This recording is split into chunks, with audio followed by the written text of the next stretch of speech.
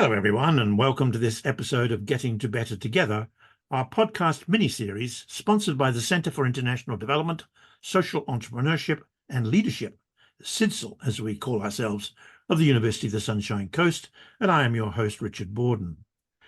Before proceeding, I wish to acknowledge the traditional custodians of this land, the Gubbi Gubbi people, and pay my respects to the elders past, present, and emerging.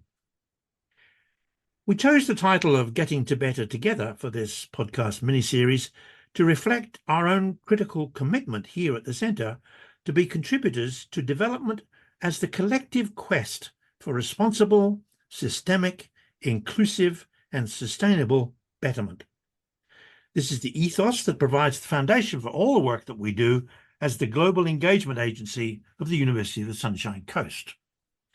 Our central belief from this betterment perspective is that desired developments in the material and social worlds about us are dependent on developments of the intellectual, moral, and practical capacities and capabilities of all who need to be engaged. Human development is the essential focus, and as we see it, we want to change what we do in and to the world in all of its inherent volatility and complexity. If we want to do that, we first need to change the way we view this world. To change our practices and behaviours for the better, both as individuals and social collectives, we must be prepared to transform our world views.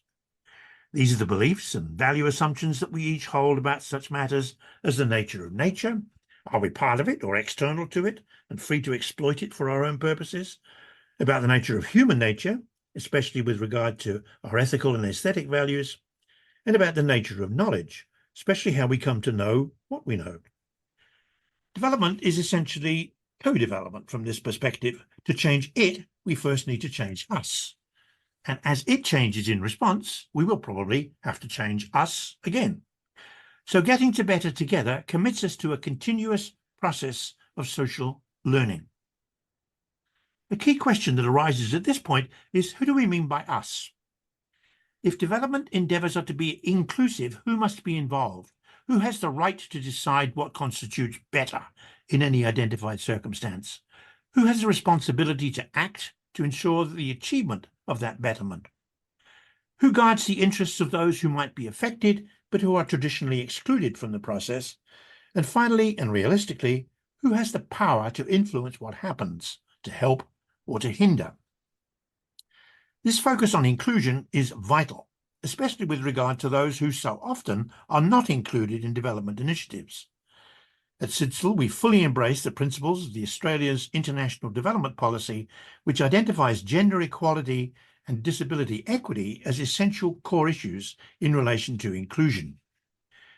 We recognise the significance of how social norms and power dynamics are experienced by people as a function of their identities, which include gender, age, disability, income, education, faith, and so on.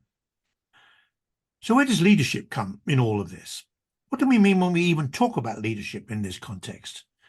There are so many different definitions beyond the simplest idea that leadership is what leaders do. At CIDSL, the definition that we find the most compelling comes from the American philosopher Julia Ciulla, who has a deep interest in ethical aspects of leadership. Leadership, she says, is not a person or a position. It is a complex moral relationship between people based on trust, obligation, commitment, emotion, and a shared vision of the good. So a leader from this perspective on inclusive leadership is one who is engaged in complex moral relationships. Inclusion and leadership are topics that are close to the heart of my guest today, who has been described as a woman on a mission to empower women in leadership. Jeanette Allam-Hill is the CEO of Sunshine Coast-based Lionhearted Foundation. She's held senior private sector leadership positions at Optus, NBN Australia, and Microsoft, as well as working across all levels of government, with senior roles in several government departments. After moving to the Sunshine Coast 5 years ago, she was the group executive at the Sunshine Coast Regional Council, a role which culminated in her receiving the Telstra Businesswoman's Award in the public sector and academia category in 2020. So, welcome, Jeanette. Please tell us more about the Lionhearted Foundation, which, as I understand from the literature, It's a non-profit organization committed to empowering women in all aspects of their lives. What was the motivation and rationale behind its establishment? Yeah, wonderful question, Richard. It's funny how these beautiful things evolve, isn't it?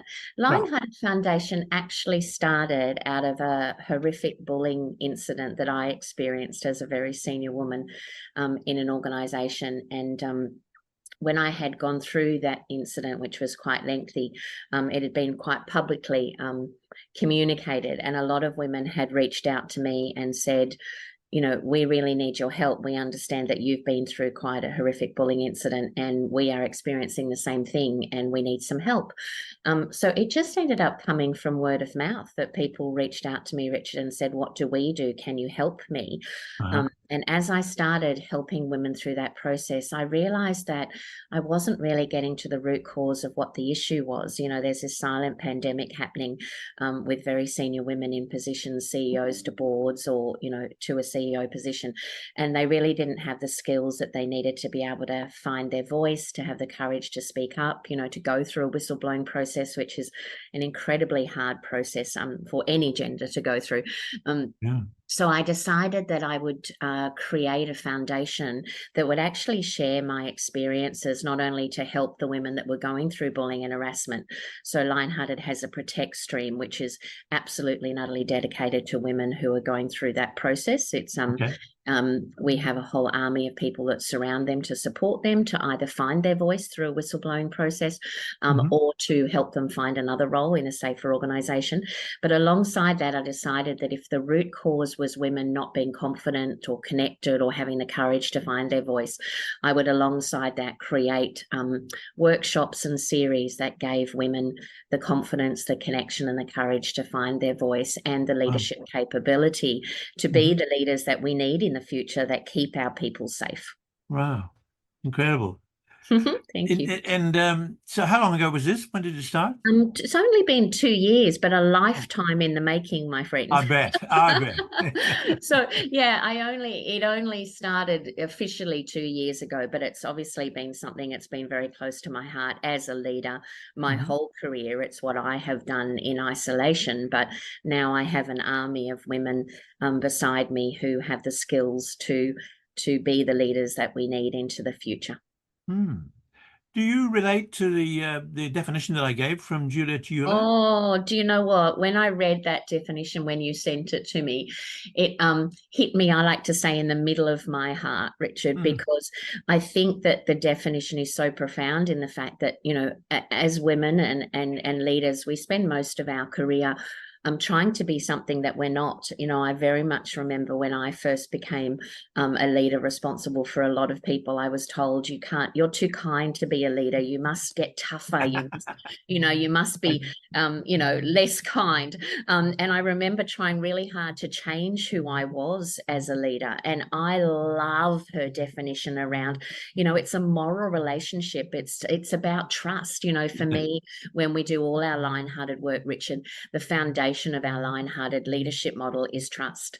Wow. Because I believe that if you don't have trust, you can't do anything. You know, and I coach a lot of leaders that, you know, are very courageous and go into these big, courageous conversations or have radical candor with their people without building trust. And they say to me, you know, why is it not working? And I'm like, because number one, self-awareness. Why do I lead the way I do? What are my strengths? What are my capabilities? How do I play to that? Number two, trust.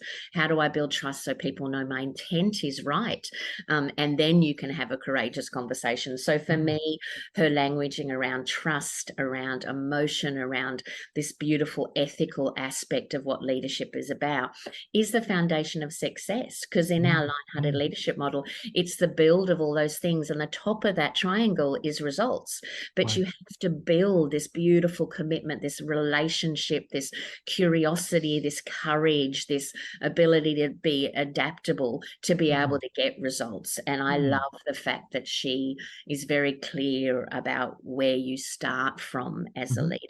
So yes, I connect very deeply with that complex moral relationship. Do you think that women, there's always a danger of generalization, of course, but do you think that women have innately a capacity for trust more than males in your experience in terms of leadership? Yeah, and it's such an interesting question because I've done a lot of research on the women's brain, Hmm. because I wanted to start with what do we inherently have inside ourselves, Richard, that make us incredibly capable as leaders, and Mm. what do we inherently have inside us that makes us doubt ourselves, right? Because I see that in women. I see, to your point, this great, what I call instinct or gut, this great capability of the combination of three things: their head, their heart, and their gut, or their instinct, which allows for very powerful leadership and very results driven leadership. But then what takes away from that is this incredible sense of doubt of, am I allowed to be here, this imposter syndrome. So, the two are fighting against each other. So I fundamentally believe, yes, women have everything inside them, not only from a brain capacity perspective, which the research shows, right, to Right. be able to be the leaders that they need to be and the leaders that get results for organization. But what happens as women is also because of our brain composition and our empathy and our feeling, we allow that to override our ability and belief in self, which is why at Lionhearted, when I went into designing leadership training, I said, Richard, I had this huge toolkit and I'm like, these are all the things I can teach.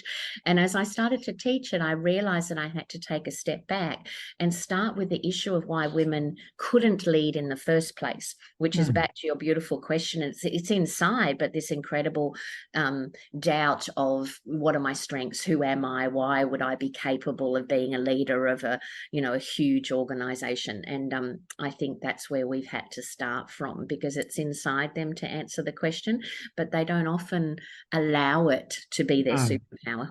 no. It's interesting. I was on a panel many years ago now on leadership, and most of the people there were sort of regretful that they were leaders. They sort of fell into it. Yes. And I said, well, it's interesting because I've always sought it. Yeah, me too. I've always sought it in that context of Yeah. saying, I'm a facilitator of betterment. Yeah. Oh, I love that. Oh, And so I'm leadership going to will steal emerge. that. I love that. Facilitator of betterment. Please use it. Yeah, feel free. It is literally that, isn't it? And as Mm, you said, it emerges so that I believe my role in leadership is not to be the big man, as it were, mm, which was one of the theories, as you know. And was it Warren Bennis, who was one of the pioneers of yes. leadership development, who said leadership's a bit like the abominable snowman. It's never seen, but its footprints are everywhere. I Oh, I thought that's love it. that. That sums it up. Oh, it's But it's so, just this issue of emergence. And so what I yeah. try to do over my career and my life, I guess, is to try and provide an environment where literally leadership emerges. I'm not the leader, I'm the Love that. facilitator. Yeah. And it does emerge. Every time it emerges. And I've done that over 24 different countries that I've worked in. And it always works, irrespective of language difference, even gender difference. I accept your 100%. point that women are often not confident enough to allow that to happen. And of course, the research shows that often they're not allowed to do that. Mm-hmm. But I mean, this restraint and barriers to women being allowed to express themselves. Given that situation, I mean, how do you start with a group of people who feel disempowered? What's the first step? Great question. So I'm a very, very firm believer in Gallup strengths. Okay. For me, that gives women a profound opportunity to express who they really are. So I always start with that. And for me, I had a personal experience of that. I was adopted.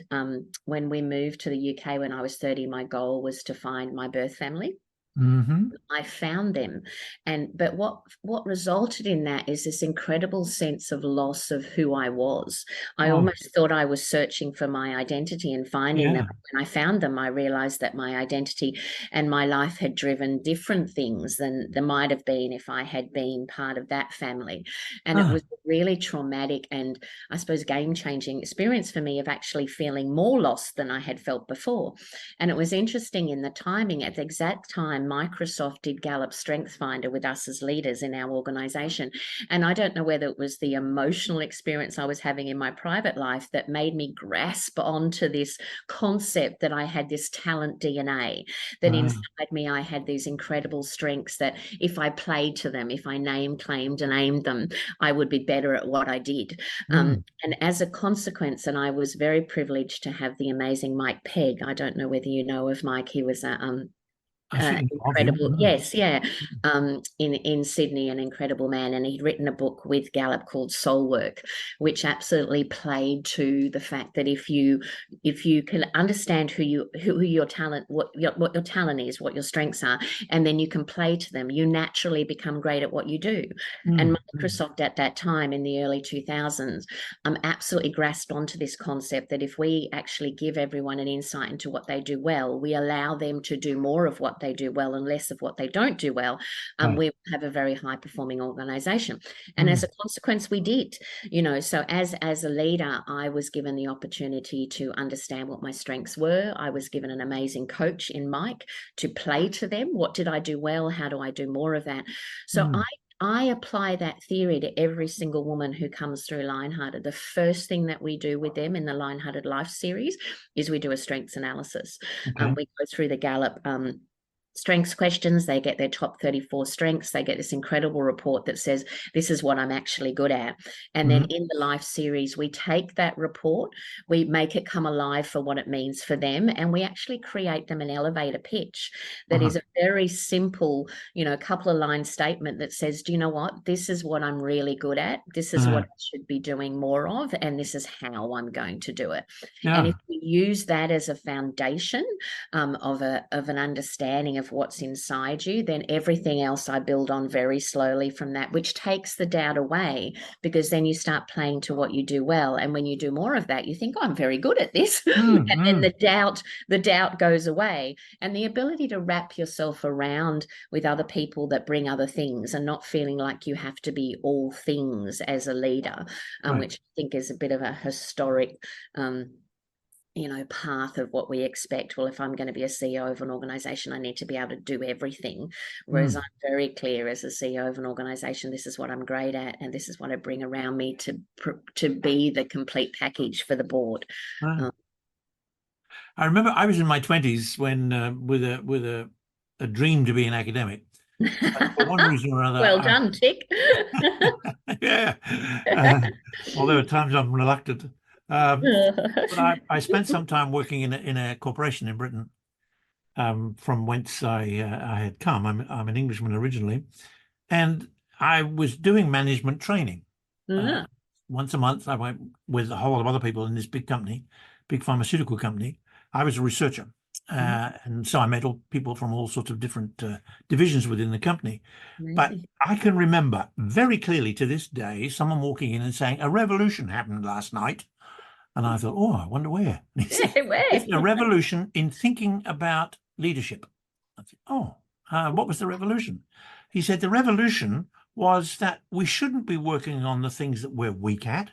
We should be working at the things we're good at, which is exactly what you've just said. 100%. But it was a revolution at the time. Because the general sense within that corporation, and I think within the corporate world, was that we really ought to build on our weaknesses and build up so that we became the whole person, as it were. And this guy, who was HR, I guess, said, no, he said you can be perfectly whole just doing the things you're good at. 100%. Wow. Oh, that is absolutely and such a valid point, because I think even though that was, as you said a while ago, I think that still seems to be an issue. I listened to this panel last night, an amazing group of women that Boston Consulting had got together, and some of them were still using the language of weaknesses. I focus on my weaknesses, and I try and sometimes my strengths have weaknesses. And as a Lionhearted Leadership Foundation, we are very, very specific that we do not focus on weaknesses. We focus on how do you make your strengths stronger, and how do you focus on that. And the things that you don't do well, it is a huge waste of time doing them, right? Because you might learn them to a certain proficiency, but you might not ever love them. So you're never going to do them to the level that you need to do them at. And I think that has certainly worked with all the women that I work with, because back to your point of self-doubt, it takes away that hours and hours of focusing on something that you don't do well, and therefore doubting yourself, versus spending hours and hours focusing on something you really do well and go, wow, I'm really good at leadership. Yeah, exactly. We made the connection, or I made the connection with you through tourism. You did. Yeah. where does all that come into your life? So I have been on the Tourism Noosa board for a period of time. I did the chair role for a year and chose not to re-elect, mostly because we have a very competent board who are very deep operators in the industry. And as we go into the next financial year, I think it's very important that we have that at the helm of the board. So I will continue sitting on the board for the rest of my term, but I had an incredible year on the board, leading the board. And that came from a leadership perspective. The reason they asked me to lead the board is because we had some leadership and governance and people issues that we needed to work through as a board to get to the point that we are today. So I brought my skills to the table to be able to do that. And I was very pleased that we are where we are today to be able to move forward and impact the community the way that we do. I have travelled to Noosa, I feel like my whole life as a tourist. So felt very privileged to be able to see it from both perspectives. One, as a tourist who would crawl to September or June every year to visit Noosa when I lived in Sydney, to a resident who gets to see the beautiful community and the way of life there. So I felt very much that my perspective would be able to give two very different viewpoints on the board, that perfect balance between tourism and community, right? That's a tension, though, isn't it? Oh, huge tension. I mean, we only moved up here from Sydney. I and my daughter moved up here about 5 years ago, I think now, and immediately felt this. Yes. I've been involved in a number of initiatives in various places, which have been over touristed, if that's a phrase, where locals now feel, I mean, particularly in Europe, particularly resentful of the fact that they've now simply become nothing but a tourist resort, and everything becomes much more expensive. The housing becomes expensive, renting becomes expensive, and you have these tensions about how can people who work to provide services, how can they afford to live in the area? So there's that innate tension as well. How does the board deal with that? Well, we work very, very closely with Noosa Council because predominantly our funding comes from Noosa Council. So we provide a very strong tourist view in supporting our members and supporting their businesses, which provide tourism, which bring the economy into Noosa, which is very much needed. But we make sure that we balance that perspective very carefully with, I suppose, the perspective that Noosa Council gets from its community who they are serving.